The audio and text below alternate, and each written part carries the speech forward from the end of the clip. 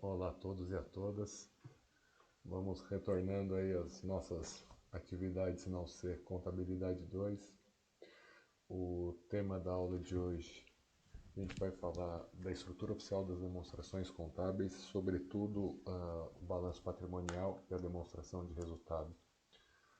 Porque esse tema aqui ele é fundamental quando a gente vai falar de análise de balanço. Porque boa parte da análise das demonstrações financeiras ela é feita com base em algumas rubricas específicas, tanto do balanço quanto da DRE. Então é bom a gente fazer essa retomada aqui, para alguns uma revisão, para outros algo inédito. Então a gente vai começar a falar da estrutura oficial das demonstrações contábeis. Bom, só relembrando aí, né, que faz um tempinho que a gente não se conversa, lembrando lá o objetivo da contabilidade, que a gente já falou algumas centenas de vezes, né? Mas sempre é bom retomar. O objetivo da contabilidade, na nossa ideia aqui, é fornecer informação, ok? Só que não é uma informação qualquer, é uma informação útil e relevante para quem? Para os usuários das demonstrações contábeis, ok? Então tem pessoas, uma série de stakeholders, que utilizam as demonstrações contábeis para os mais diversos fins. Então, a gente tem desde investidores, credores, clientes, governo, fornecedores, etc, etc. Então, a contabilidade serve para fornecer informação útil para esses mais diversos stakeholders, tanto os de dentro quanto os de fora da entidade, no que? Na tomada de decisão econômica, ok? Então, o que vem a ser aí uma decisão econômica?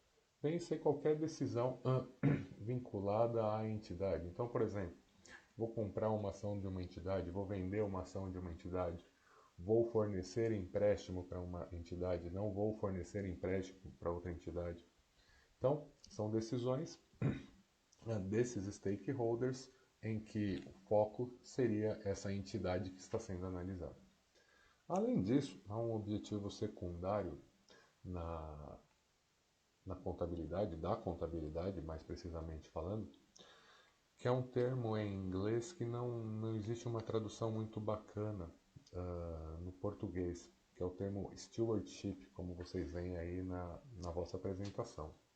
E o que é stewardship? A contabilidade, enquanto prestadora de informação, ela vai demonstrar o quê? O quão bom ou quão mal um determinado grupo de gestores foram na gestão, desculpa a redundância, na gestão, na administração dessa empresa. Ou seja, os gestores de uma empresa têm lá os diversos ativos, passivos, tem os funcionários, tem os materiais, as matérias-primas, o marketing, o mundo completo aí da empresa, e eles, usando esses diversos recursos, eles geram um determinado tipo de resultado, e esses resultados estão constantes nas demonstrações financeiras, nas demonstrações contábeis. Então é o que o stewardship menciona, né? Ele dá a ideia de quão bem ou quão mal esses gestores foram nesses mix de diversas fontes, marketing, pessoas, produtos, etc. e tal, na geração de resultado. Então ele mostra se os gestores foram eficientes, eficazes, usaram aí da melhor maneira possível os recursos que lhe foram confiados e eles estão entregando um determinado resultado, ok?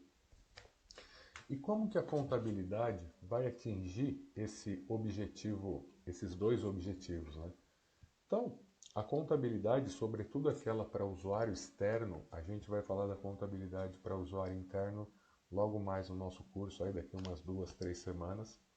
Para o usuário externo, aquele de fora da empresa, clientes, investidores, credores, fornecedores, etc., etc., o objetivo da contabilidade, os objetivos da contabilidade, eles são alcançados através do conjunto completo de demonstrações contábeis, que envolve as peças contábeis, que a gente vai falar daqui a pouquinho, mas alguma vocês já conhecem da nossa outra disciplina, Contabilidade 1, o balanço, a DRE, a DMPL, a DFC, a DVA, e O conjunto completo das demonstrações contábeis também envolve a questão das notas explicativas, ou seja, são notas que evidenciam mais coisas do que só aquelas constantes nas demonstrações financeiras.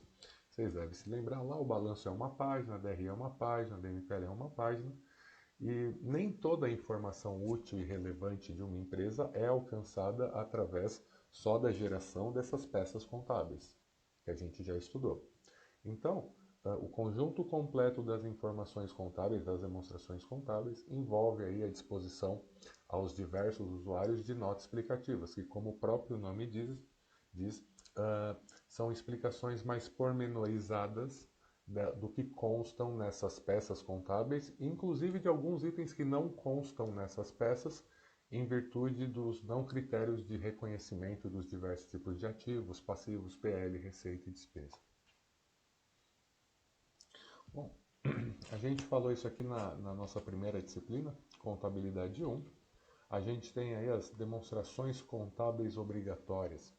A primeira delas, que a gente perdeu um bom tempo falando lá, é o balanço patrimonial. Vocês devem relembrar, o balanço patrimonial tem os ativos de um lado, os passivos e o PL de outro lado. E o que o balanço patrimonial mostra? Ele vai mostrar a posição financeira de uma entidade em uma determinada data. Então, geralmente, as empresas fazem um balanço no final do ano, dependendo do tipo de empresa que a gente está falando. Se é uma empresa de capital aberto, tem que fazer trimestralmente o balanço e divulgar ao mercado, ok?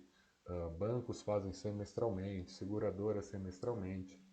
Então, é escolhida uma data corte, então supondo lá 31 de dezembro de 2019, e são levantados os diversos ativos passivos IPL. Okay?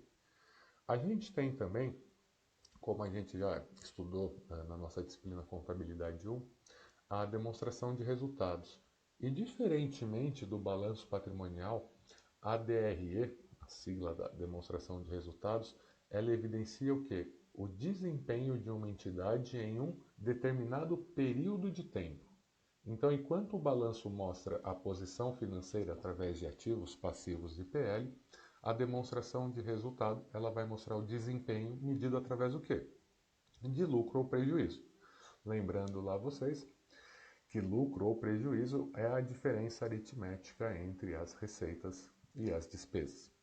A gente também vai falar, como vocês vão agora fazer a análise das demonstrações financeiras, de uma demonstração nova, nova já nem tanto, né? Estamos no ano de 2020, uma demonstração que passou a ser válida a partir do ano de 2008 no Brasil, que é a demonstração de resultado abrangente, que a gente vai falar daqui a pouquinho. Que ele começa com o lucro líquido e são somados os outros resultados abrangentes, que a gente vai trabalhar esse conceito daqui a pouquinho.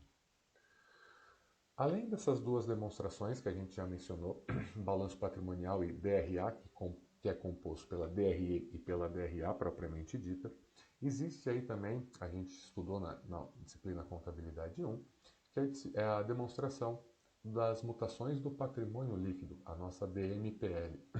E o que essa demonstração das mutações do patrimônio líquido evidencia? Justamente aquilo que consta no balanço, é uma abertura maior da rubrica patrimônio líquido. Então, como a gente já tinha estudado lá na nossa disciplina anterior, a DMPL, o que ela faz? Ela pega o patrimônio líquido lá do balanço e faz uma conciliação. Vocês devem lembrar lá do que é a conciliação. O saldo inicial das contas do patrimônio líquido, todas as movimentações e, por consequência, qual que é o saldo final de cada uma das rubricas do patrimônio líquido. Seguindo lá a nossa vida, a gente também estudou bastante a demonstração dos fluxos de caixa, que a gente viu lá na nossa disciplina anterior, e vocês vão agora trabalhar mais através dos resumos, das próprias análises que a gente vai fazer muito em breve aí na nossa disciplina. Demonstração do fluxo de caixa, ela também é uma conciliação, só que ela é uma conciliação especial. Ela concilia a rubrica caixa e equivalentes, que é a primeira rubrica do balanço patrimonial no ativo, caixa, e equivalentes de caixa, ou seja, caixa e itens que se equivalem a caixa. Então ela mostra o saldo inicial de caixa equivalentes, todas as movimentações e o saldo final da rubrica caixa e equivalentes. Por que ela é uma conciliação especial? Como a gente viu lá na nossa disciplina, a conciliação da DFC ela é segregada em três partes. Primeira, eu vou mostrar todas as entradas e saídas de caixa das atividades operacionais. Em segundo lugar, eu vou mostrar todas as entradas e saídas de caixa decorrente da atividade de investimento. E por fim, eu vou evidenciar lá todas as entradas e saídas de caixa das atividades de financiamento. Ok? E por fim, uma demonstração que é uma jabuticaba, né? Uma coisa só do Brasil, que não existe na prática internacional, né? Sempre lembrando que desde lá de 2007, com a adoção da Lei 11.638, o Brasil entrou no ambiente de harmonização contábil, com mais de 140 países no mundo. E diferentemente do que as normas internacionais preconizam, no Brasil há uma demonstração extra que ela é válida somente para empresas de capital aberto, ou seja, aquelas que têm ações na bolsa, ou as que estão em processo de listagem, que entraram com pedido na bolsa, na CVM, para se tornar empresas listadas, ou seja, que têm capital disponível para negociação entre acionistas no mercado organizado, lá na nossa antiga BMF Bovespa, que hoje chama B3, ok? E o que a DVA mostra? Ela mostra como uma entidade cria valor e como esse valor ele é distribuído entre os mais diversos entes, entre governo, entre funcionários, os lucros ou prejuízos que são retidos para terceiros. Então, primeira parte, geração de valor adicionado e, por fim, como esse valor adicionado ele é distribuído. Bom, sempre lembrando aí, né, como a gente mencionou com a adoção aí das normas internacionais de contabilidade no Brasil, até 2010, né, na verdade, começou o processo no final de 2007, no dia 28 de dezembro de 2007, foi emitida lá a Lei 11.638, que mudou alguns dispositivos da Lei 6.404, que era de 1976. Então, a nossa contabilidade até o primeiro decênio dos anos 2000, ela era estritamente regulada por lei, ok? E com o advento aí das normas internacionais de contabilidade que vinham ganhando corpo no mundo inteiro, o Brasil não ficou de fora dessa transformação, se a gente pode assim falar, sobre da contabilidade, e vem adotando aí as normas internacionais desde o começo do segundo decênio aí, de 2000, dos anos 2000, então 2010, 2011, e nesse sentido, o órgão que emite normas baseadas nessas IFRS, nessas International Financial Reporting Standards, com essas significa normas internacionais de relatório financeiro, é o CPC, que é o Comitê de Pronunciamento Contábeis. A gente já chegou a falar um pouquinho, sobretudo no começo da nossa disciplina lá no ano passado, que o CPC é um órgão privado, então sai da lei e vai para um órgão privado, que emite normas contábeis. E ele emitiu o CPC 26, que a gente vai falar agora, que versa sobre a estrutura de apresentação das demonstrações contábeis, ok? E ele é bem similar, tem algumas diferencinhas aí que a gente vai estar comentando ao longo da apresentação, a IAS-1. A IAS-1 é a norma internacional que versa sobre a apresentação de demonstrações contábeis. O CPC 26 seria o equivalente do IAS-1 aqui para a realidade brasileira. Então, diferentemente do que a gente tinha até 2010, em que a gente tinha um formato extremamente rígido dado pela lei, o CPC 26 ele não te dá essa rigidez de formato, mas ele cria um padrão que geralmente ele é utilizado e aceito pelas empresas e pelos demais stakeholders. Okay? Bom, vamos falar um pouquinho dessa norma que versa sobre a apresentação das demonstrações contábeis. Então, qual que é o objetivo dessa norma aí? É ajudar as empresas a fornecer informações sobre a posição financeira, ou seja, como a gente mencionou lá anteriormente, posição financeira a gente está falando de balanço patrimonial, informações sobre o desempenho, como a gente já mencionou lá, vem das receitas e despesas do lucro e de outros resultados abrangentes, que a gente vai forçar esse conceito um pouquinho daqui a pouco. E por fim, informações sobre os fluxos de caixa de uma determinada entidade. Ok? Nesse sentido, o que o IAS 1 ou CPC 26 ele apresenta aí para vocês, né? Ele dá uma forma de conteúdo mínimo das demonstrações financeiras, uma estrutura mínima que as demonstrações financeiras que a gente já comentou devem ter. Sempre lembrando que não há um formato rígido, ok? E sempre lembrando que é inclusive o que a gente vai fazer agora, a partir dessa aula, a gente vai mexer com muitas demonstrações financeiras de empresa a fim de analisar qual que é a ideia. Uma demonstração financeira ela é sempre comparável com ela mesma em dois períodos diferentes. Então, por exemplo, uma empresa que apresenta o balanço patrimonial de 31 de dezembro de 2019, você vai ver sempre uma coluna do lado em que há o mesmo balanço patrimonial, só que com base nos números de 31 de dezembro de 2018. Para quê? Para a gente ter uma ideia de quanto a empresa evoluiu ou involuiu em termos aí de demonstrações dos seus números financeiros contidos aí nas demonstrações financeiras. Além disso, essa base mínima das demonstrações financeiras contidas nesse AS1 ou no CPC 26, ela prima pela comparabilidade, não só dentro da própria entidade, mas também eu conseguir comparar a entidade que eu estou analisando com outras entidades, ou do mesmo setor, ou de setores diferentes. Okay? Por fim, a norma IAS 1 ou CPC 26, ela vai abordar lá também a frequência de reporting, ou seja, qual que é a frequência da divulgação dessas demonstrações financeiras, ok?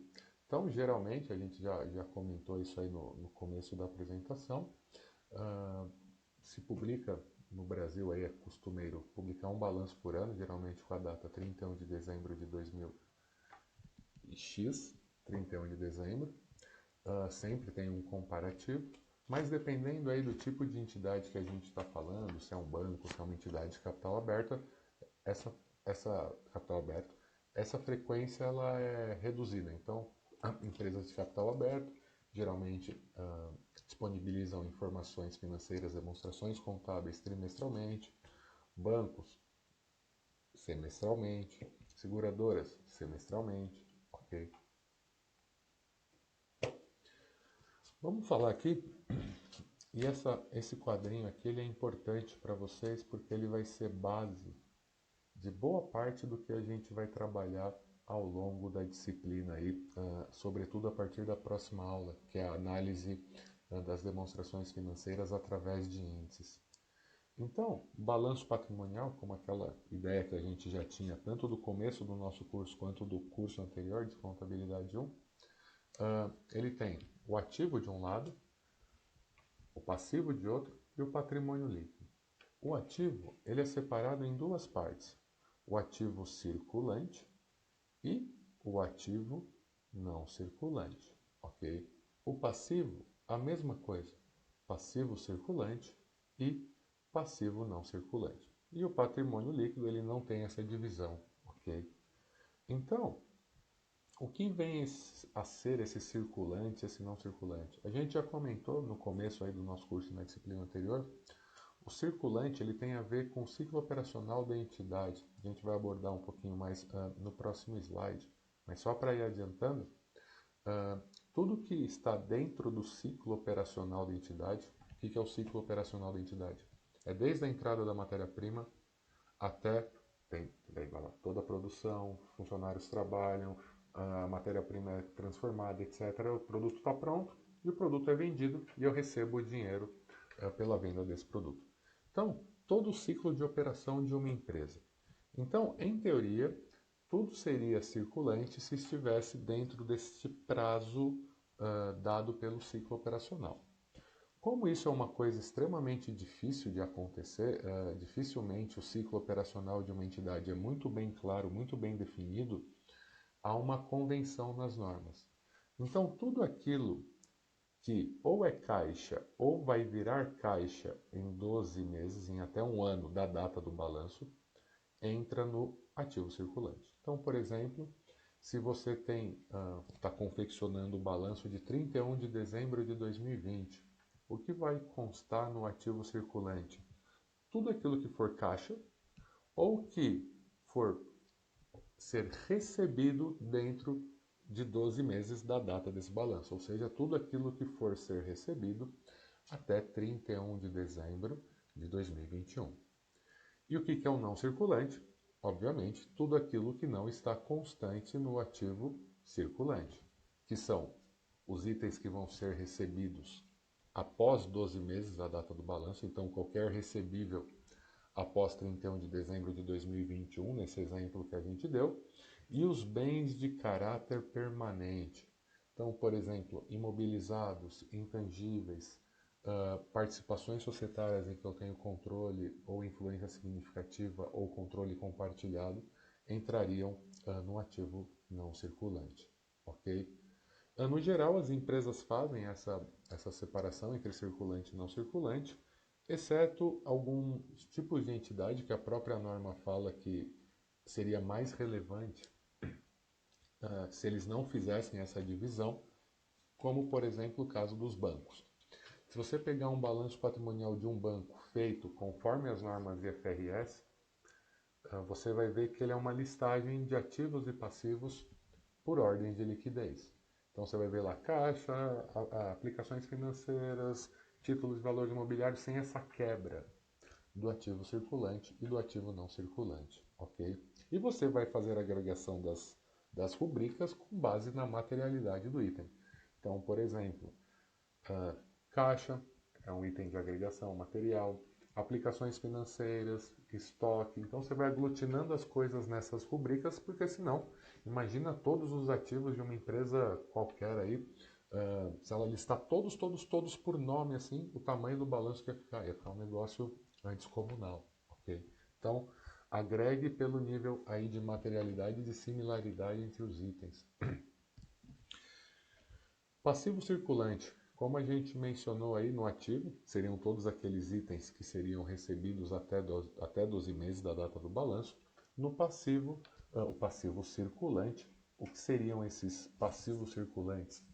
Todos aqueles passivos, aquelas dívidas, que são exigíveis em até 12 meses da data do balanço. Então, por exemplo, você tomou um empréstimo no banco que vence em 6 meses da data do balanço, circulante. Você tem um empréstimo no BNDES que ele vence, é uma parcela só, vence lá daqui a 5 anos. Então, seria um passivo não circulante.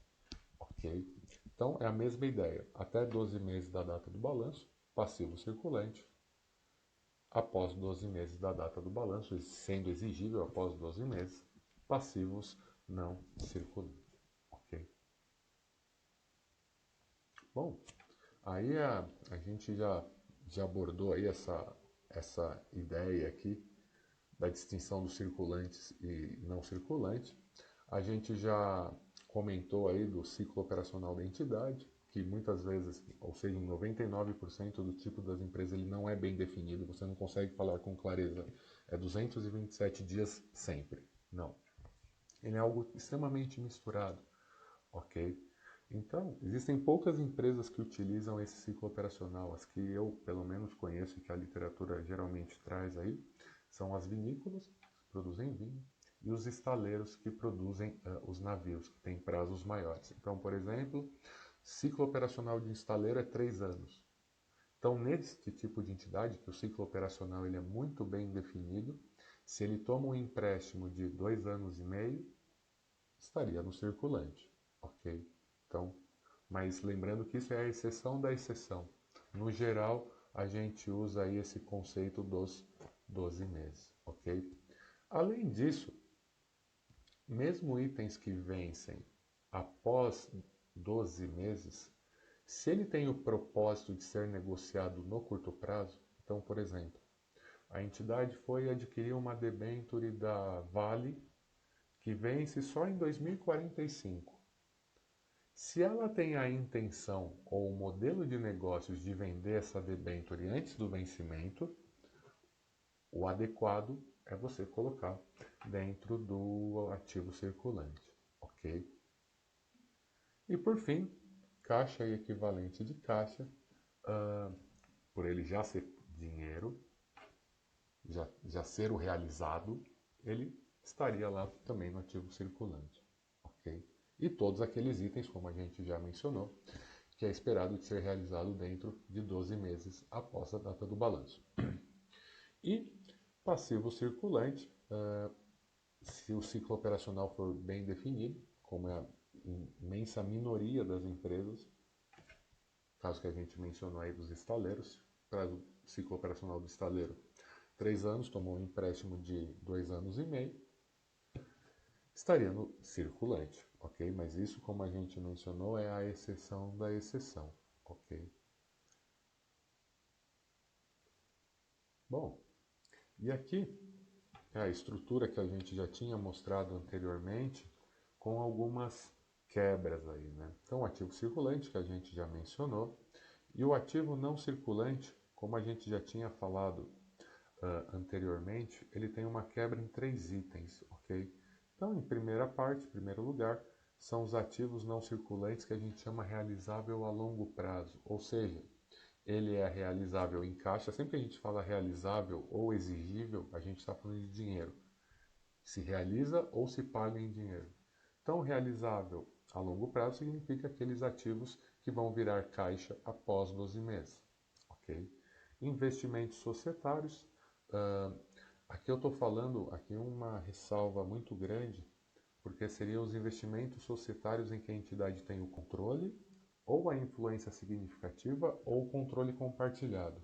Se é um mero investimento financeiro a fim de auferir aí na queda, na subida ou na queda do mercado, auferir dividendos sem nenhum controle, a gente fala que controle, a premissa 1 é que você tenha 50% mais uma dos direitos de voto da empresa, ou seja, 50% mais uma das ações ON da empresa. Influência significativa é quando você tem entre 20% e 50% do capital votante de uma empresa. E controle compartilhado é quando o contrato de uma determinada empresa fala que uma ou mais partes controlam ao mesmo tempo essa empresa. São as conhecidas como joint ventures, ok? E por fim, os bens de caráter permanente, aí que vocês já conhecem alguns aí que a gente já trabalhou no nosso outro semestre, são os imobilizados, os intangíveis, ok? Bens que não são realizáveis, não são monetários, eles não dão direito à caixa, ok? Mas são para uso por um determinado, um longo período de tempo, ok? Aqui o passivo a gente já tinha mencionado, divisão entre passivo circulante e não circulante, não tem nenhuma quebra especial aqui, ok? E o patrimônio líquido, que a gente vai analisar aí nas empresas, geralmente tem a rubrica capital e um monte de outras rubricas, que essencialmente são reservas, a gente falou de algumas reservas ano passado, e a questão dos lucros ou prejuízos acumulados, que é do encerramento da demonstração de resultado, é lançado dentro do balanço patrimonial, lucro ou prejuízo do período. Bom, falemos aí da demonstração do resultado do exercício. A IAS 1, ou CPC 26, que é a norma contábil da apresentação das demonstrações financeiras que a gente está estudando, ela também tem um conteúdo mínimo para a demonstração de resultado do exercício. E aqui, novamente, é igual no balanço, a gente estava falando de conteúdo mínimo, isso é o mínimo. Se a empresa quiser abrir mais do que isso, ela pode ficar à vontade, ok? Então, qual que é o conteúdo mínimo lá da DRE? As receitas, o CMV, o lucro bruto, despesas com vendas gerais administrativas, outras receitas e despesas operacionais, resultados das empresas investidas, que a gente não vai trabalhar com esse conceito aqui, mas só se vocês um dia virem aí nas análises de vocês ou na realidade profissional de vocês, são empresas, aquelas que a gente já mencionou, controladas, coligadas e joint ventures. O resultado dessas empresas vai para a sua DRE através do método da equivalência patrimonial, ok? Então a sua parte dos resultados delas vão para a sua DRE, ok? Resultados antes das receitas e despesas financeiras. Despesas e receitas financeiras são as despesas e receitas com juros ou com outras variações de mercado. Aqui o nosso famoso LAIR, né, o resultado antes dos impostos sobre o lucro, a despesa do imposto de renda, e daí o lucro líquido, que ele é separado entre. Isso para as empresas que têm, ok?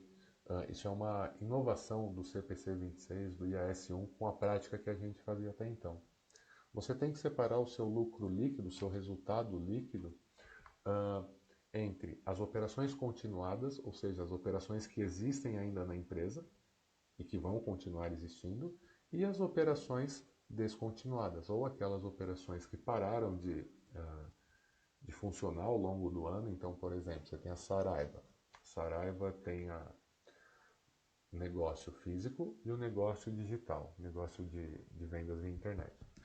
Ela decidiu descontinuar lá, supõe-se, as atividades de livros físicos, de livrarias.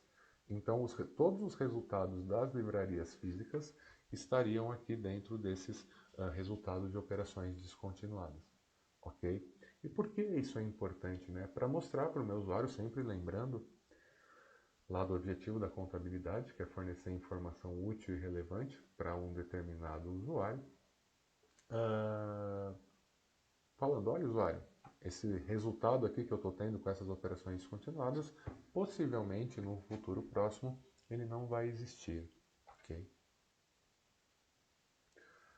Bom, a gente vai falar de uma demonstração que a gente não chegou a conversar na nossa disciplina Contabilidade 1, que é a demonstração do resultado abrangente. Ela é uma extensão da demonstração de resultado, também uma demonstração nova aí, após 2010. E qual que é a ideia dela?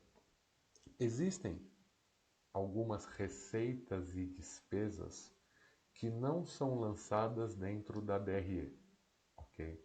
São receitas e despesas que são lançadas diretamente no patrimônio líquido, elas não transitam pelas suas receitas e despesas, ok?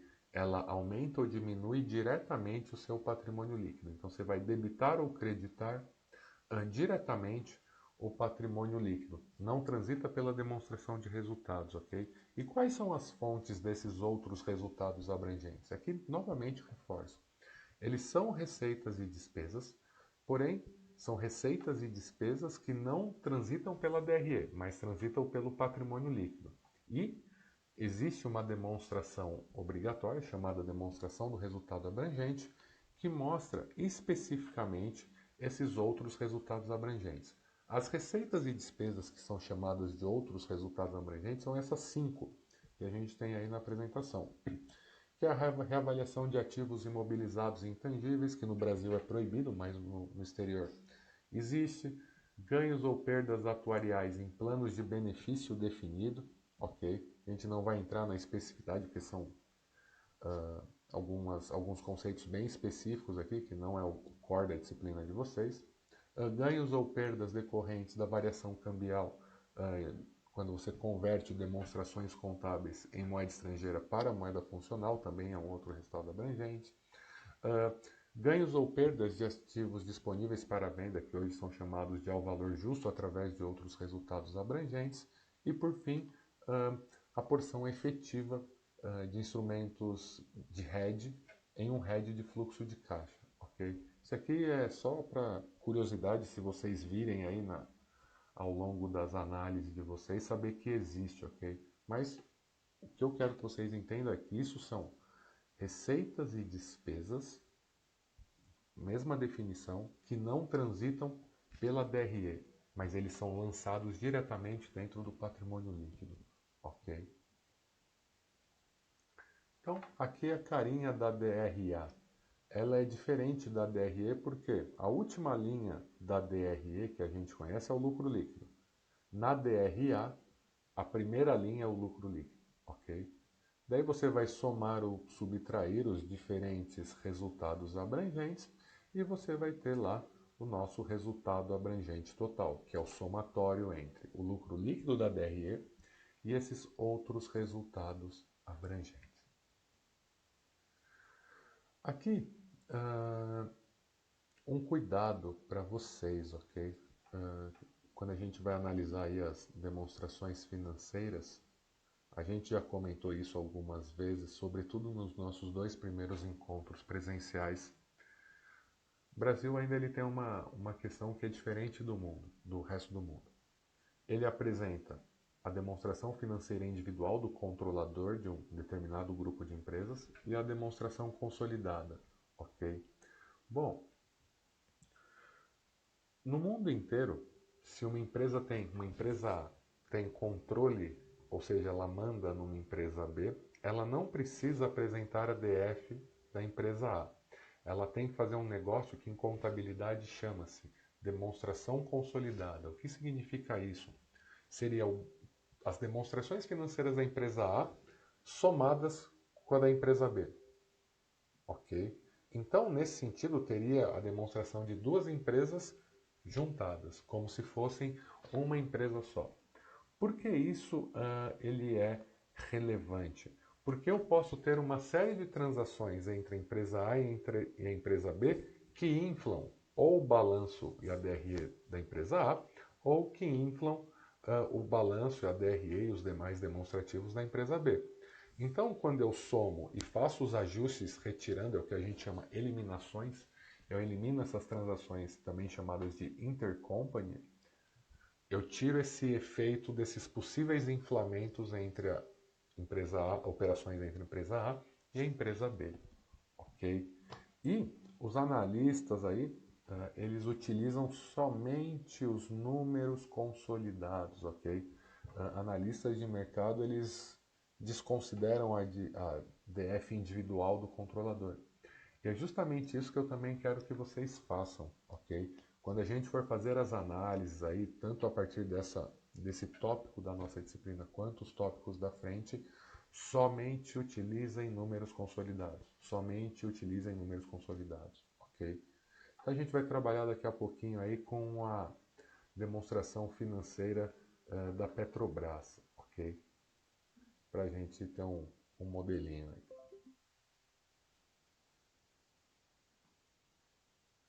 Então, só para a gente chegou a abrir essa demonstração na nossa primeira aula, o que eu estou querendo dizer aqui, deixa eu dar um zoom aqui, é justamente isso. Você vê que a Petrobras, demonstrações financeiras consolidadas e demonstração financeira da controladora. Esquece isso, esquece isso, esquece, ok? Utilizem apenas os números consolidados, tanto os do ativo, dos passivos, do patrimônio líquido, da DRE, a mesma coisa, só utilizem números consolidados, ok? Não utilizem números das demonstrações individuais do controlador, ok? Em nenhum aspecto.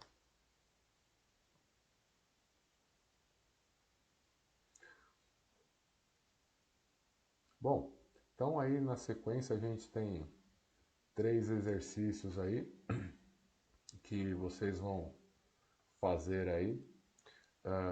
São exercícios simples, só para a gente dar uma mexida aí com os balanços, as DREs e também essa aqui da Petrobras. Dúvidas, qualquer dúvida aí que tenha ficado, qualquer questionamento que tenha ficado acerca da apresentação, por favor, coloquem lá no chat da semana. E bom divertimento aí com os vossos exercícios.